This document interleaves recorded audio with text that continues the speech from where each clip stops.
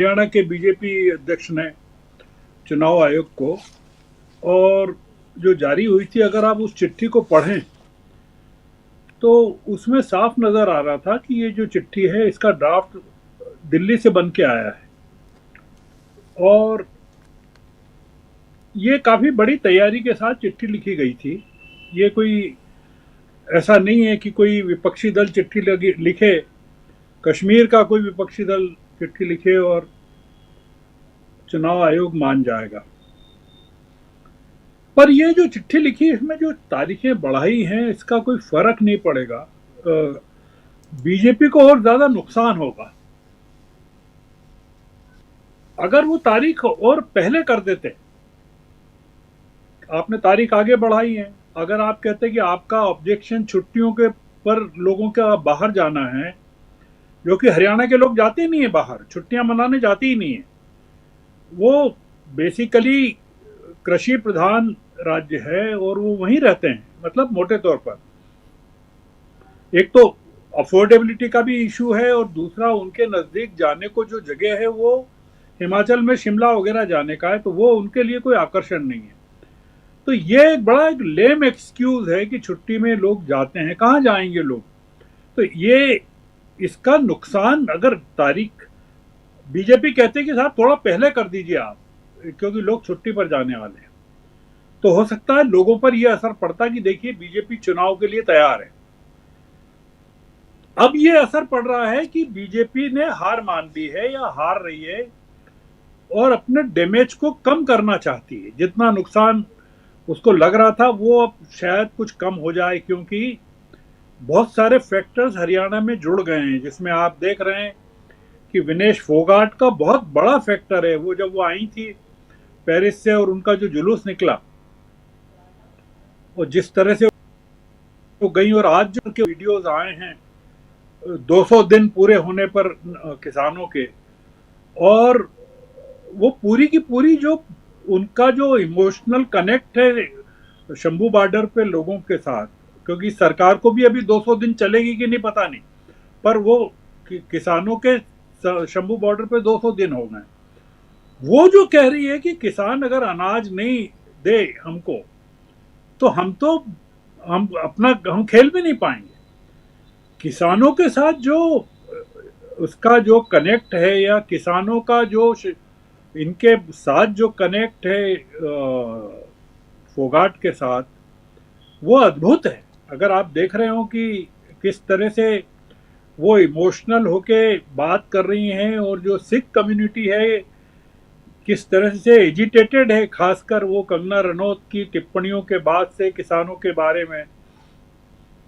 तो किसानों, ये हरियाणा में हराने के लिए तो कंगना रनौत ही काफी है, मतलब उसमें अब ज्यादा लोगों की जरूरत नहीं पड़ेगी। कंगना रनौत ने हरियाणा और पंजाब के किसानों का इतना जबरदस्त अपमान कर दिया है कि अब वहां किसी को कोई काम करने की जरूरत नहीं है। वो उनके बहुत ही अंदर टच कर दिया है कि कितने पैसे में वो आ जाती हैं महिलाएं वहां धरने पर, और वहां महिलाओं के साथ किस तरह के रेप्स होते हैं, और तमाम चीजें उस महिला ने जो कहा वो बहुत ही, आप कल्पना करिए कि ये टिप्पणियां अगर कांग्रेस की कोई नेत्री कर देती तो उसकी गिरफ्तारी हो चुकी होती है अभी तक जी। तो ये जो हम देख रहे हैं कि किस तरह की सरकार चल रही है, किस तरह का चल रहा है, इसके कारण हरियाणा में भी नुकसान होगा और जम्मू कश्मीर में भी होगा। आप सोचिए कि जो विद्रोह हो रहा है जम्मू कश्मीर में, जैसे सांबा में जो एक जो व्यक्त हुई या और जगह हुई, उसका जो बेसिक जो पॉइंट है वो ये कि जम्मू सेक्टर में हो रहा है, ये वैली में नहीं है। वैली में तो बीजेपी घुस ही नहीं सकती। तो जहां आपने सीटें बढ़ाई डिलिमिटेशन करके, जहां आपने पूरी की पूरी आपने चौकड़ी बिठाई, वहां आपको जम्मू में सबसे ज्यादा दिक्कत आ रही है। तो ये जो पूरा का पूरा खेल है जम्मू कश्मीर का, और आप पाएंगे कि देखिए ये जम्मू कश्मीर और हरियाणा का जो मामला है ये महाराष्ट्र को लपेटेगा, क्योंकि महाराष्ट्र की तारीखें ये घोषित नहीं कर रहे हैं। और ये जो मुझे डर है कि ये महाराष्ट्र की तारीखें बहुत बढ़ा देंगे आगे, क्योंकि ये शिवाजी महाराज की जो मूर्ति जो गिरी है, वो उसने पूरा इनके ब्लड प्रेशर को बहुत ज्यादा गिरा दिया है, नीचे कम कर दिया है, इनको चक्कर आने लगे। जिस तरह से मोदी जी ने माफी मांगी है वो अद्भुत है। मतलब कोई प्रधानमंत्री एक मूर्ति के गिर जाने पर इतनी बड़ी माफी मांगे, इसका मतलब है कि आप सोचिए कि निराशा का भाव कितना बड़ा है, कि महाराष्ट्र में शिवाजी की मूर्ति का गिरने का मतलब है कि महायुति की सरकार गिर गई। तो ये जो तमाम चीजें हैं ये एक ही तरफ इशारा करती है कि दोनों जगह बहुत बुरी तरह से हार। देखिए, ये चाहे जितनी गड़बड़ी कर लें, एक चीज आप और समझ लीजिए, ये चुनाव में चाहे जितना हरियाणा में कर लें, जम्मू में कर लें, कश्मीर में तो खैर नहीं कर पाएंगे, पर जम्मू में कर लें, कुछ फर्क नहीं पड़ेगा। लोगों को पता चल गया है कि क्या मामला है। आप सोचिए कि मध्य प्रदेश में इतनी गड़बड़ की इन्होंने, छत्तीसगढ़ में इतनी गड़बड़ की। आप जरा ध्यान रखिए कीजिए कि जब अमित शाह गए ग्वालियर तो उन्होंने क्या कहा था बीजेपी के वर्कर्स से। उन्होंने ये कहा था अपने वर्कर से तो कि आप एक ही काम कीजिए कि कांग्रेस के जितने वर्कर्स हैं, कार्यकर्ता हैं, उनको तोड़कर आप बीजेपी में ले आइए। मतलब उसमें यह था कि कांग्रेस के पास बूथ पर बैठने के लिए एक भी कार्यकर्ता नहीं होना चाहिए जी। और उनका कहना था कि ऊपर के जितने लोगों को तोड़ना है वो काम हम लोग। ये जो कह रहे हैं कि 15-15 वोट डाले या 20-20 वोट डाले, इसमें सच्चाई है, पूरी सच्चाई है। तो इसलिए सच्चाई है कि हम लोगों के जो अनुमान थे कि कम से कम 10-15 सीटें जहां जीतने वाली हैं, कांग्रेस का बिल्कुल असर है, वहां पर अगर कांग्रेस हार गई, इसका मतलब है कि बड़े पैमाने पर गड़बड़ की गई है। और इसका एक कारण यह भी है कि जो बॉर्डर एरिया है, राजस्थान लगा हुआ है मध्य प्रदेश से और महाराष्ट्र लगा हुआ है मध्य प्रदेश से और उत्तर प्रदेश लगा हुआ है मध्य प्रदेश से। आप मुझे बताइए कि इन तीनों राज्यों में बीजेपी को वो फायदा क्यों नहीं हुआ जो मध्य प्रदेश में हुआ। आप एक कल्पना कीजिए कि भाई अगर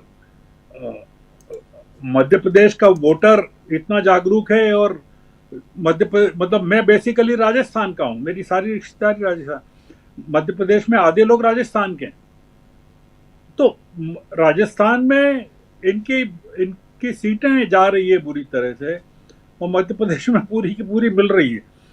मतलब पिछली बार एक सीट जो मिली थी वो भी नहीं मिल रही है।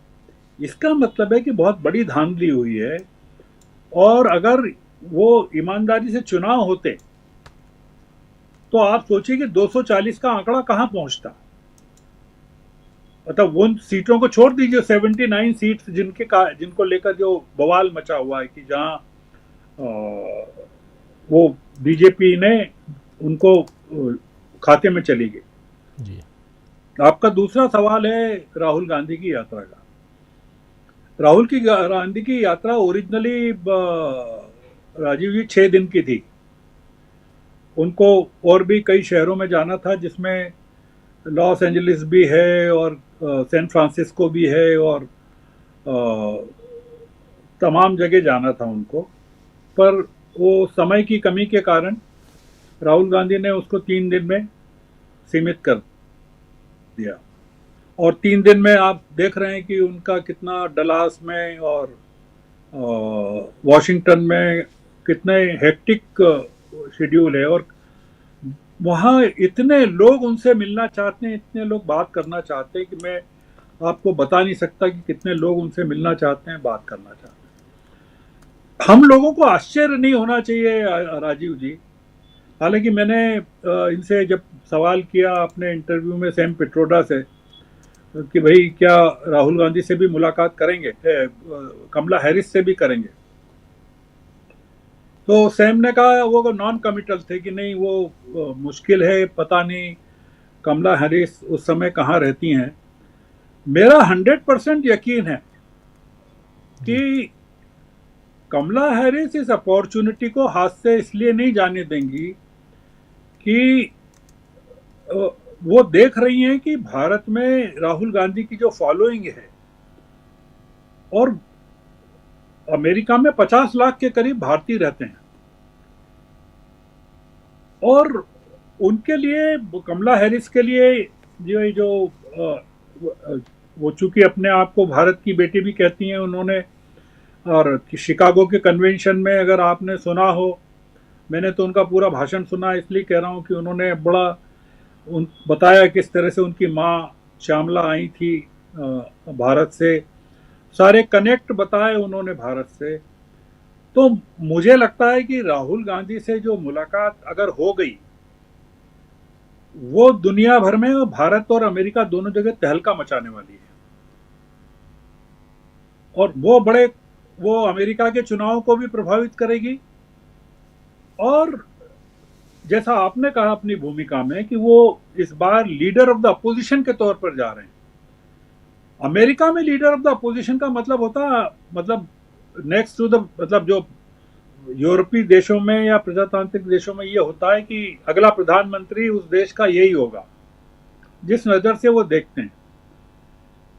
और अमेरिका अगर देखता है कि राहुल गांधी एक आगामी प्रधानमंत्री हो सकते हैं भारत के,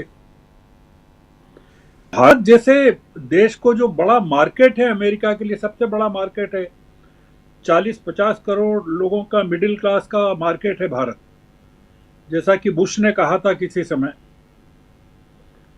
तो कोई छोड़ना नहीं चाहेगा, कोई भी, मतलब डोनाल्ड ट्रंप तो कोशिश नहीं करेंगे मिलने की, क्योंकि वो जानते हैं कि राहुल गांधी से वो मिलके कुछ प्राप्त नहीं कर सकते।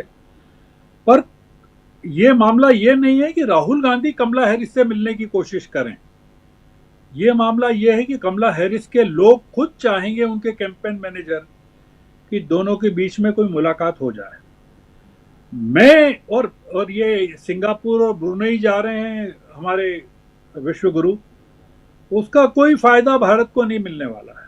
आप बताइए कि ब्रुनेई के जो सुल्तान हैं वो तो सोना चांदी दे सकते हैं अपने विश्व गुरु को, इतने उनके पास सोने की गाड़ियां और महल हैं कि वो सोना चांदी दे सकते हैं। और सिंगापुर में तो बहुत ही अलग किस्म की हुकूमत है, और भारत के साथ कोई बहुत मधुर संबंध नहीं है उनके, केवल इन्वेस्टमेंट के लिहाज से एक पोर्टफोलियो है हमारे लिए वो सिंगापुर।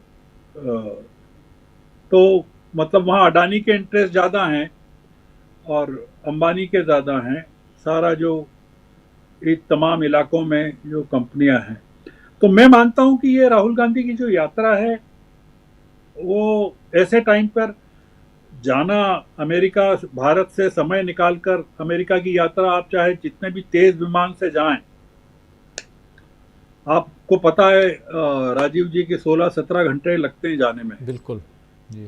तो एक आदमी 16 घंटे 17 घंटे जा रहा है, जेट लैग भी होता है, आप चाहे जितना आराम करते हुए जाएं, और फिर लौटना है, और सिर्फ 3 दिन के लिए जा रहे हैं, और वहां भी हेक्टिक है, मतलब कोई वॉशिंगटन और डलास के बीच में बहुत दूरी है। तो इसलिए क्या है कि ये कुछ बहुत जा रहे हैं, और उसका इंटरनेशनल इम्पैक्ट जो होने वाला है राहुल की विजिट का, उनकी पिछली विजिट के मुकाबले बहुत जबरदस्त तरीके से होने वाला है। अब अगली सेशन में आप जब कुछ पूछेंगे तब बात करेंगे। जी बिल्कुल बिल्कुल। राहुल गांधी की यात्रा, और वो भी अमेरिका की यात्रा, 3 दिन, बहुत शॉर्ट ट्रिप।